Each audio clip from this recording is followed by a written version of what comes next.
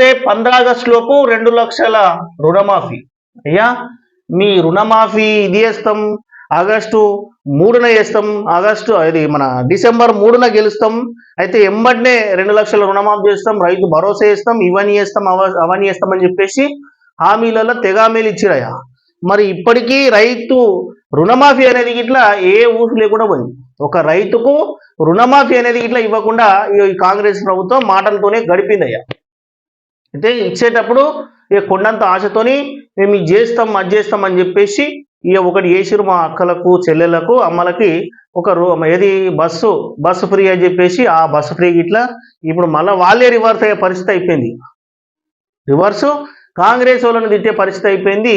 ఇక ఒక్కటి అయితే చేసిరుగా మిగతాయి మాత్రం అవి ఎటుపోయినాయి. ఇక రైతుకు రుణమాఫీ ఇప్పుడే ఇస్తాం, వెంబడినే మేము ఇక గెలవంగానే తెల్లారే ఇక అమలైపోతుంది, మేము మొత్తం టోటల్గా రైతు రుణమాఫీ ఇచ్చేస్తాం, రైతు భరోసా ఇస్తాం, ఇక 2500 మహిళలకు ఇస్తామన్నారు, మరి 4000 పింఛన్ అన్నారు, ఇదన్నారు అదన్నారు. ఇక ఈ మాటలతోనే 3 నెలలు కంప్లీట్ అయిపోయింది. మరి దీంట్లో నెరవేర్చింది ఏదయ్యా అంటే ఒక బస్సేనయ్యా. ఈ 6 ఒక బస్సే.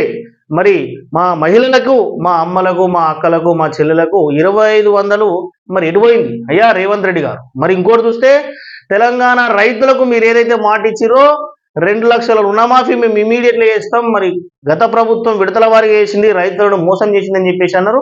మరి అది ఇట్లా లేకపోయా, 2 లక్షలు లేకపోయా, 8 లక్షలు లేకపోయా, అయితే 2500 మహిళలకు సంబంధించి అట్టే పోయింది. అయితే ఇక మళ్ళీ ఇంకోటి చూస్తే ఇక్కడ 4000 పెన్షన్ అన్నారు, అందరికీ 4000, 2000 సరిపోతులేవని 4000 అన్నారు. మరి 4000 ఎటుపోయినాయి అయ్యా రేవంత్ రెడ్డి గారు, మరి ఇవి ఎప్పుడు ఇస్తారు మీరు?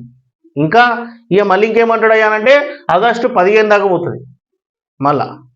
అయితే ఇక వీళ్ళు ఓట్లు అయ్యేదాకా ఇక వాళ్ళు ఏదో ప్రజలను మభ్యపెట్టేసి ఓటు బ్యాంకు ఎక్కడికైనా ఓట్లు వేయించుకున్న తర్వాత మళ్ళీ ఇక ఇంకెన్ని ఇబ్బంది పెడతారో వీళ్ళు చేసినాయి.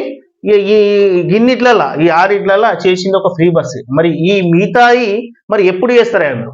మాటలకే పరిమితమా లేకపోతే మరి పనులు వేయించి చూపిస్తారా? అయ్యా రేవంత్ రెడ్డి గారు ఒక పని చేయండి. అయితే బిడ్డ బెయిల్ కోసం బీజేపీకి బీఆర్ఎస్ను కేసీఆర్ తాకట్టు పెట్టిండు. అయితే బిడ్డ బెయిల్ కోసం తాకట్టు ఏమో కానీ మీరు చేసే పనులు అయితే వేయండి అయ్యా. బీజేపీ బీఆర్ఎస్ మళ్ళీ ఒకటే అని చెప్పేసి మళ్ళీ ఎక్కడికైనా ఓట్లను దండుకునే ప్రయత్నం ఈ కాంగ్రెస్ వాళ్ళు పనిచేస్తుంది. వీళ్ళ మీద వాళ్ళు ఎప్పుడు, వాళ్ళ మీద వీళ్ళు ఎప్పుడు, ఎక్కడికైనా ఇక ఈ ఎంపీ ఎలక్షన్లలో ఇట్లా ఓటు బ్యాంక్ సంపాదించుకునేందుకు వాళ్ళ అభ్యర్థులను గెలిపించుకునేందుకు ఎత్తుగడలు వేసేసి మొత్తం ఇక బీఆర్ఎస్ బీజేపీ ఒకటి, ఇక బెయిల్ కోసం అయితే కేసీఆర్ తాకట్టు పెట్టిండని ఒకటి, ఇక ఇవన్నీ మాటలు మోపు చేస్తున్నారు కాంగ్రెస్. ఇక ఇంకోటి రాష్ట్రంలో కాంగ్రెస్ ను ఒడగొట్టేందుకు ఆ 2 పార్టీలు కుమ్మక్కు. అయితే రాష్ట్రంలో 14 సీట్లు ఎంపీ సీట్ మన రాష్ట్రంలో 14 ఎంపీ సీట్లు గెలిస్తే ముదిరాజు బిడ్డను మంత్రిని చేస్తాం. ఇగో రాష్ట్రంలో ఏదైతే ఇప్పుడు గెలవకుంటే మంత్రిని ఏమరి అయ్యా రేవంత్ రెడ్డి గారు. మరి ఇప్పుడు ముదిరాజు బిడ్డలు గెలవకుంటే మంత్రిని వేయాలా అంటున్నారు. అయితే ఇక ముదిరాజులను బీసీఏలోకి తేవడం ఎస్సీ వర్గీకరణ కాంగ్రెస్తోనే సాధ్యం. లోక్సభ ఎన్నికలైనా వెంటనే స్థానిక సంస్థల ఎన్నికలు ఉంటాయని చెప్పేసి వెల్లడి. బీసీలను ఇప్పుడైతే మీదికి ఎత్తుకుంటున్నారా ఇప్పుడు బీసీలను. మరి ఈ అంతమందికి ఎటుపోయారో కానీ ఇప్పుడు బీసీలను ఎత్తుకుంటున్నారు, మళ్ళీ ముదిరాజులను ఎలా అని అంటారు. మళ్ళీ వీళ్ళు గెలిస్తేనే మళ్ళీ మంత్రిని చేస్తారట, మరి లేకపోతే చేయడు కావచ్చు సార్. ఇక సారు ఇక రేవంత్ రెడ్డి సార్ కథ ఇక ఓట్లు అయ్యేదాకా ఏదో ఉన్నా చూడు అట్లుంది కథ.